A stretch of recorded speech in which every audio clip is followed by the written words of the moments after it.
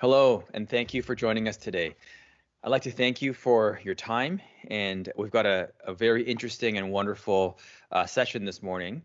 It's really about the virtual workplace and the idea of the workplace not being a pure physical location anymore. We talk about how our physical workplaces change, and coronavirus has definitely expedited or sped up that process of now forcing everyone to work from home. And now we have this kind of hybrid model of physical and virtual workspace. And while in the physical workspace, you can really interact with people. In the virtual workspace, you really don't have that personal connection. You can't see how people are doing. You can't pick up on their physical cues. So, uh, you know, as implementers of technology within the physical workspace, as we were doing our research, we kind of stumbled upon a company called Animo, Animo. And I'm joined by Quinn Underwood, who's the founder and CEO of this company. And uh, really, the company is a very interesting company. And it kind of talks about mental well being and measuring that in the workspace. And so we figured that as we were kind of figuring out how to design workspace on the physical front, on the virtual front, how do we get there and what do we track? So, Quinn, maybe introduce yourself and talk about how the company came to be. Yeah, absolutely. Thank you. Yeah, thank you so much for having me. And yeah, happy to expand more on kind of how we're thinking about this with Animo. So I think first and foremost, just to explain what we are doing with Animo high level. Fundamentally, the purpose behind Animo is to make the kind of nebulous topic of, well-being and mental health really measurable. And the idea there is essentially what we can measure, we can manage. And so we see it as really the kind of the first critical step. And I think it has become incredibly relevant, particularly now in the kind of remote work world, because with leadership and managing teams and just interacting with others, emotional intelligence is such a critical part of that, and just knowing how others are doing is such a kind of fundamental element of running a business. And so our goal is to both facilitate organizations and better understanding how the people working in them are doing while protecting individual privacy, but also helping individuals better kind of track their own well-being over time and really take actionable steps to kind of improve it. So at a high level, we like to describe the platform as providing emotional intelligence as a service. So maybe a little bit, yeah, just about how we got here and why we chose this as a problem to Hmm. work on. And Hmm, go ahead. yeah. So I, for my co-founder and myself, it's definitely kind of a personal endeavor. This is a really kind of mission-oriented company. So for myself, it was having, seeing close family members and friends that were really struggling with their mental health, Hmm. from more severe being diagnosed with bipolar to just kind of the everyday challenges that they face with anxiety and depression, and realizing pretty quickly that one of the most critical kind of aspects of successfully managing those mental health challenges was being able to measure it over time and understand kind of when you're headed towards perhaps a depressive episode, or when you're headed kind of in one direction or the other. And Hmm. having that information lets you really intervene before it escalates. And that was really critical in just supporting those around me that were dealing with a lot of these mental health challenges. And so for myself and for my co-founder, we have those kind of personal experiences that really made us basically sit down and think about what we could be doing with our respective backgrounds and the technology and research we were doing to actually solve that problem. And I guess serendipitously around the same time, we saw this book that was actually published by a professor at the Graduate School of Business at Stanford, called Dying for a Paycheck. And essentially what that book outlined was just the massive cost of poor mental health in the workplace, Hmm. and how organizations, it's the second fastest, or mental health is growing at twice the speed of any other health cost for most businesses. It's the number one contributor to rising health costs and lost productivity through things like stress, leading to burnout, turnover, et cetera. And the book essentially asks the question, why given just the scale of this problem, more isn't being done to solve it and what needs to be done to solve it, and address those costs. And the thesis is it has to first be measured, because what you can measure, you can manage. Right, right. And so a cold email later, we hopped on a call with him, and we're in San Francisco at the time and met up with him, and he's now an advisor, and a big reason for why we began focusing on the application of the technology we're building, to help organizations really address this challenge and support individuals along the way. And I mean, it's not that, mental health has never been an issue. It always has. But, I think in recent years, we've really started to understand that it really is a problem that we're dealing with, especially with social media these days.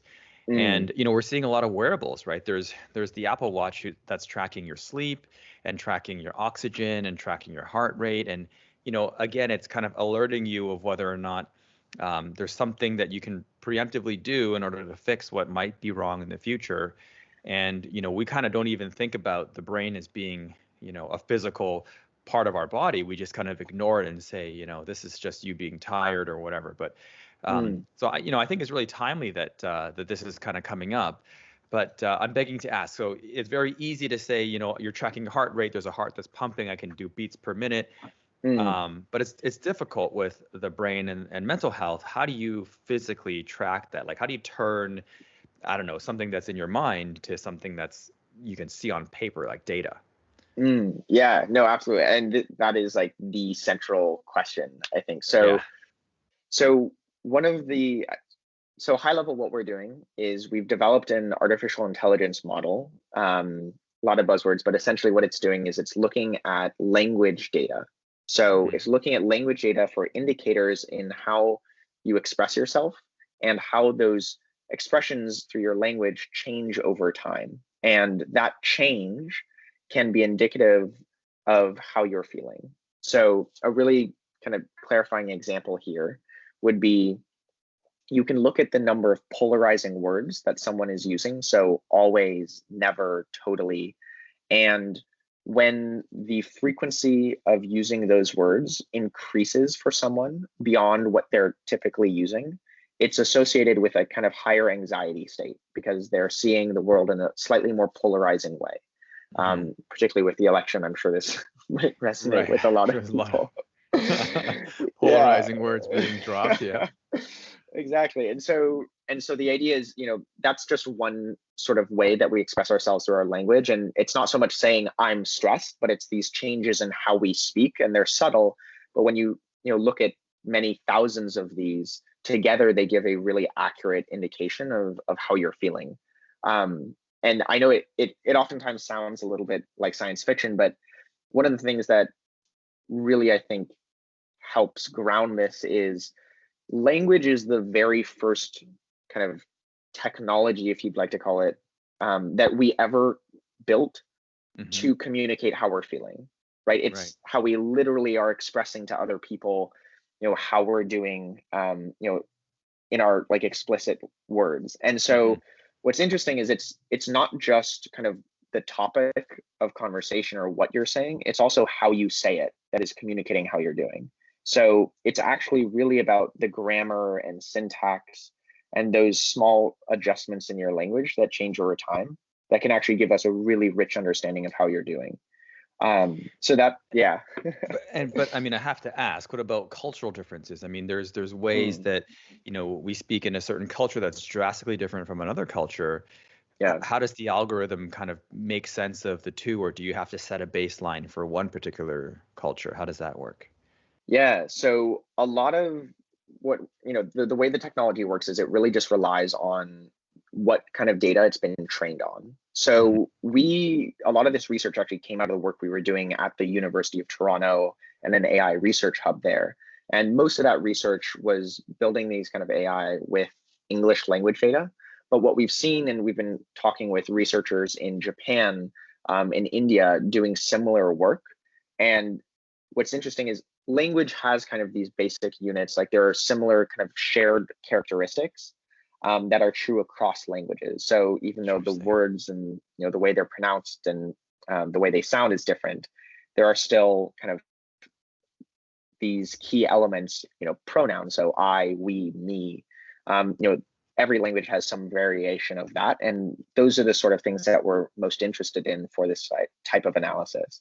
And I think, while the platform that we're building right now is primarily focused on kind of English language speakers, there is definitely a future based on the research that others are doing where we can work with any variety of languages. Again, it's just a matter of kind of having the information to train the AI to do that.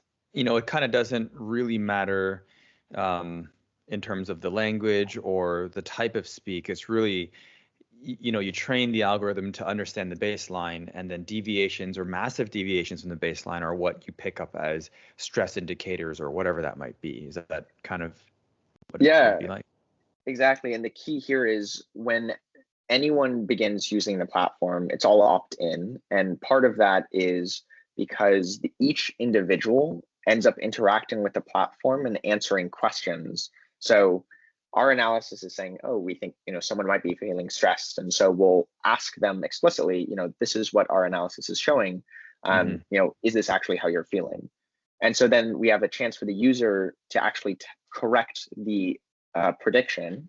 Interesting. And that's how we create exactly. So it's learning, but it's also creating a baseline for you as a unique individual. And so, I express myself through my language very differently than my co-founder. And so it's important that we're able to actually account for that. And the important thing here is what the analysis is really looking for is variation from what is normal for you, right? So I might use more extreme, I might use never totally way more frequently than my co-founder, but it's really when I'm changing from whatever is normal for me that maybe it's a sign that something's wrong. Interesting. So we haven't really talked about how it's picking up on language, and I hope it's not something that's on my phone that's always listening to what I'm saying. I know there's always the conspiracy theories of like, and I've tried it, to be honest. Like I've said like McDonald's in my phone 1,000 times, and then I tried to type M to see if Google would put McDonald's at the top of my list, and it sometimes obviously has worked, which is freaky. But so how do you install this? How does it work? How does it start listening to what you're saying or doing? Yeah. So absolutely. So, we made the decision from the very beginning of building this that we were going to embrace what's called privacy by design, which means that we're not interested in using your data and, monitoring or surveilling you. We think for a lot of reasons, that's just not the direction we want to go. Although, there is potential with the technology, and we've seen other kind of scary implementations of this sort of technology in that space. Our goal is to empower the individual. So, there's the organization, but really focused first and foremost on helping, and giving value from your data to you. And so the way that works practically is when we work with a company, every individual has to opt in, and they can actually begin using the platform without turning on this AI analysis, just by answering those kind of questions through either Slack or Gmail. So right now, that's where we're pulling the data to do the analysis. So workplace communications tools. And the real focus there is individuals have full control over what data is being analyzed and who gets to see that data. So an organization, a workplace is never seeing, oh, it's Quinn that's feeling stressed, or it's, my co-founder Samin that's not having a good day. What they're seeing instead is, burnout or risk of burnout for the development team is higher than it usually is. And here are some of the challenges that seem to be the priorities that we need to fix in order to address that, but they're not getting, individual information. And so our focus is on always maintaining, individual anonymity and really giving them control over, when their language is being analyzed or not. And that's one of the things that we've actually been really proud of is we've actually had users now starting to give us access to things like their social media data, like so Twitter or even Spotify, because they feel comfortable in using the platform with the control they have over who sees what. And so, our central goal is really just about providing value to you as an individual. And there's a lot of other benefits to the organization, but it never comes at the cost of your own privacy. So say I I opted in to have my Slack chat or my Gmail read, Mm. and I don't know if that's the right word to use by having the bot read my Slack, but if I Mm. opted in, I could basically send or allow someone else to see that and help me or intervene, and whether it's a personal friend or whether it's somebody within my organization, that's up to me, right? So I don't, no one, unless I tell them or give them access, has access to that information. Yeah, that's right. So what we've actually, and right now the organization, even if you'd like to, it's really, they're still only seeing on average across a team. So unless you're like screenshotting your own information and sending it to someone in your Interesting. organization, no one is seeing your individual data. Hmm. And we do that just to really, really build that focus on individual privacy, and just make sure that people feel comfortable. And there are a lot of ways, a lot of kind of checks and balances we have. And again, this is just based on this underlying premise of design everything around privacy first, privacy Right. by design. Yeah. So I mean, would you say that's your biggest hurdle, is kind mm, of privacy and like, so, I mean, where is this going to be kind of installed? What's the kind of the first mm, and second stages of, I don't know, organizations first and IT businesses, because they're used to chatting on, the computer a lot. mm, Like where's the implementation? yes. So far we found, a lot of the companies that we're working with are all in the kind of technology sector. And Mm. right now it's companies using Slack or Gmail because that's the kind of integrations that we have available now. But we're already talking with a couple major banks about using this tool or offering this tool for people through integration with Teams and Outlook. Mm-hmm. And so it takes all of 30 seconds to integrate because it's just about clicking a button and then it installs just like any normal app would through Slack. And then it's up to the individuals about, okay, do they give it access to their language data, beyond just the questions that they're getting asked through, say, a chatbot.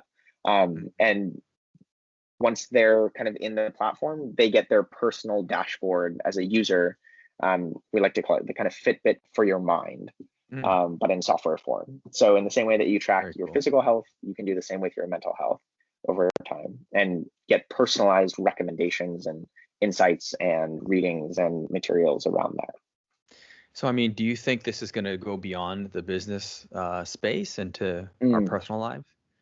Yeah. So, for us, it started with trying to build a tool that could help our close friends and family members with their mental health challenges. Mm. And I think our goal is definitely, as this technology develops further, to have this be something that is accessible, whether it's in your workplace or outside of your workplace. Part of the reason we started with the workplace was just because we realized, there's an opportunity not just to help you kind of manage your stress like a meditation app, but actually try to solve the problem.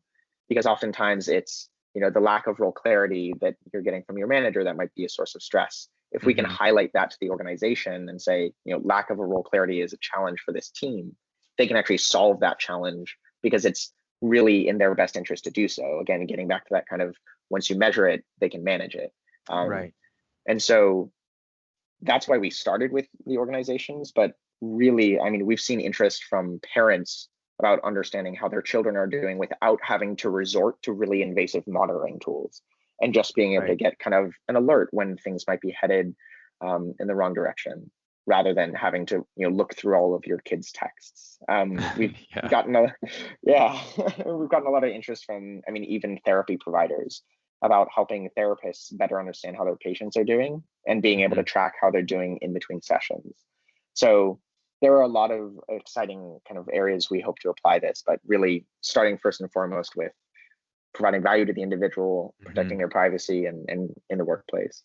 I mean, it's in my mind, it seems like the next stage, or it should become part of our regular vernacular when we talk about our health, right? If it's not your BMI index or your VO2 max, um, it really would be whatever this measure is. I mean, you talked about Fitbit for your mind, and hopefully one day we'll get to some sort of standard where we can say, I'm at level whatever, and at least Mm, for yourself. I mean, even on my sleep tracker app, it says like, your sleep quality was 67%. And I mean, I have no idea what that means, whether or not mm, over 50 is good or below, but I assume that that's kind of some sort of indicator of where we want to go, is to just have this part of our, when we talk, it's just, are you mentally healthy and physically healthy? We can use these as gauges, right? To see. Yeah, absolutely. So exactly, right. And so the idea that we have in our hypothesis is that, in the reason we're able to really take action to improve our sleep is because we're actually taking the effort to measure it, right? And Hmm. now we can understand, okay, it seems that when I work out right before I go to bed, that's when my sleep is of lower quality. Similarly, with kind of what we're building, one of the, I think, most interesting examples is stress is not just a single concept. Hmm. It's not like stress isn't just a bad thing, right? Sometimes it's really motivating and it's a good thing. It challenges us.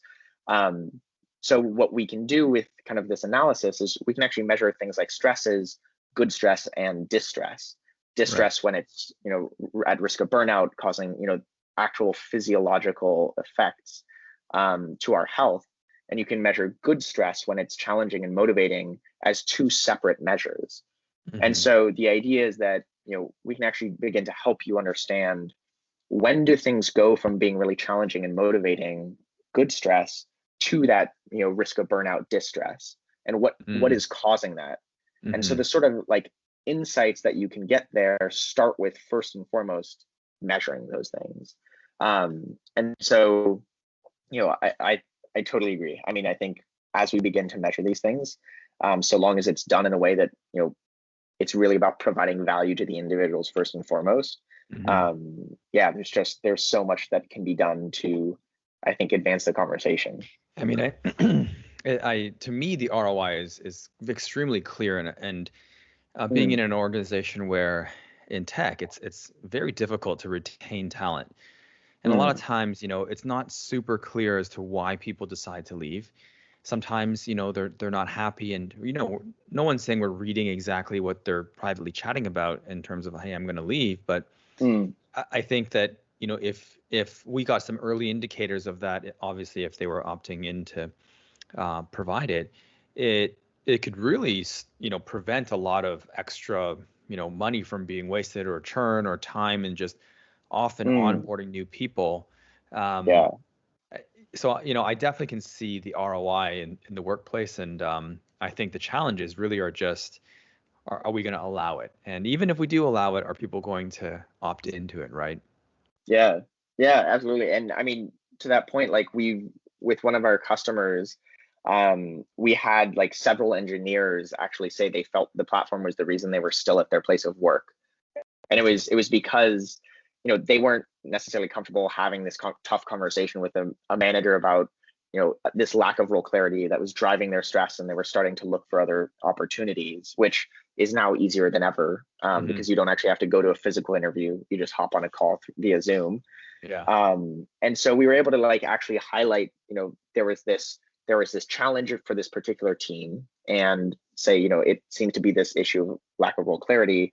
And so there was like actually a conversation and an effort to address that, because they had gotten that information before it was too late. Yeah. And right now, with survey tools or with everything else out there, it's oftentimes only when the problem is already upon us that we start acknowledging it or doing something about it. And so, I mean, to your point around ROI, like that's, yeah, with the information really helps you get ahead of those things. So turnover, burnout in particular now with COVID, about being able to kind of prevent that from escalating to someone having to leave their job. Yeah, I mean, it's kind of one and the same, where, if you're picking up on the way people kind of move through an office space, and where they congregate, and how they behave, and how much time they spend at their desk, you can kind of pick up on the flow of an office. And there's studies around color and lighting, Mm, and air, and how a workplace kind of helps somebody feel connected and productive. And too often times, well, especially for physical workspaces, it takes a long time to rebuild, redesign it, and by the time you're done, it might be too late. And I think in the same mm, way, it's almost that by the time you figure out if somebody mentally is checked out, it's already way too late, because they've already had the conversations. They could have had, negative conversations with other employees that have really kind of harmed your reputation, or harmed where they're going. mm, So really, it's kind of it's one and the same. When I see the virtual and the physical workspace, now coming together as more than ever, it's almost a must that you kind of have to have these measurable checks, because we don't even do it in the physical workspace all the time. We're talking about IoT sensors that can watch where people walk, and temperature sensing where you can see if people are getting anxious or irate. And it's kind of all one and the same now, where we're tracking multiple things, and it's scary, but I think it's important. Yeah, So, and to your point, I mean, I think it is like, it certainly is a little bit scary, and that's part of why we've placed such a huge focus on privacy, because I think like if we can really create a standard around how these technologies are used and have people be a part of that conversation, and build them around really providing value to the individual. So it's not just, a survey that's about getting data from you. It's about actually giving you value in return for your own data. All of those sort of things, I think stand to really transform the way we design workplaces, both physical and virtually. So yeah, I think it's really exciting, but it definitely has to be approached with, I think a firm grounding in privacy and, in providing value. It's done today in the HR world. They put out surveys quarterly or monthly, whatever they are.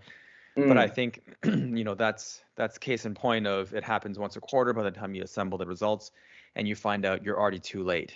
And so it's not kind of groundbreakingly new that we're thinking about this. It's just now there's technology to be able to react quicker, and why not take it, right? Same thing with IoT devices and sensors. And so in our world, in the facilities world, this makes total sense, and it really is interesting, which is why we kind of got to this point. So I'm pretty excited about where this is going to go and how it's going to make its way into our workplaces, virtual and physical, and see where it goes. I don't know if we've missed anything, but any other final thoughts that we didn't talk about?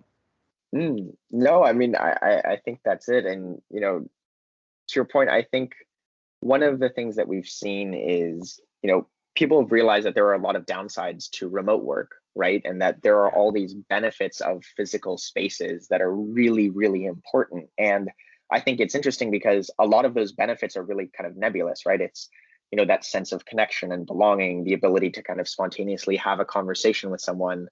And what we've seen with remote work is like, it has now become so much more difficult to really understand how other people are doing and feel that sense of connection.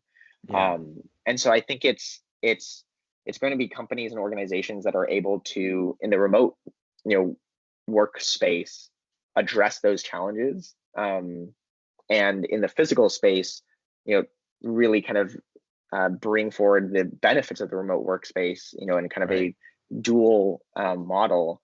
I think it's going to be the companies that do that successfully that are really going to be successful moving forward. Where the feedback loop comes and makes full circle, right? To kind of physically show what you're mentally, indicating, kind of thing.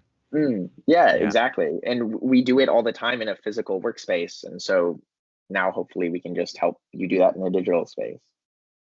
Super, super interesting stuff, and scary, but I think it's it's the right time for it. I mean, I think Elon Musk was asked the question about what do you think about AI, and he was said it's actually very dangerous, and we have to make sure that it doesn't get into the hands of the wrong people. Quinn, I definitely think that you're the right person for it to be getting into, because we're talking about measuring and getting kind of better with what we're not letting these things go, especially parents and their children. They're online so much more now, and they live online, and they're having all these games and conversations that you can't even hear because you're not we're definitely not reading them, let alone a bot. So it's definitely the right time to be kind of, I wouldn't say intervening, but tracking. So so thank you, Quinn, and we'll have contact details and information that you could reach out to either one of us, posted after this. And so thank you for your time, and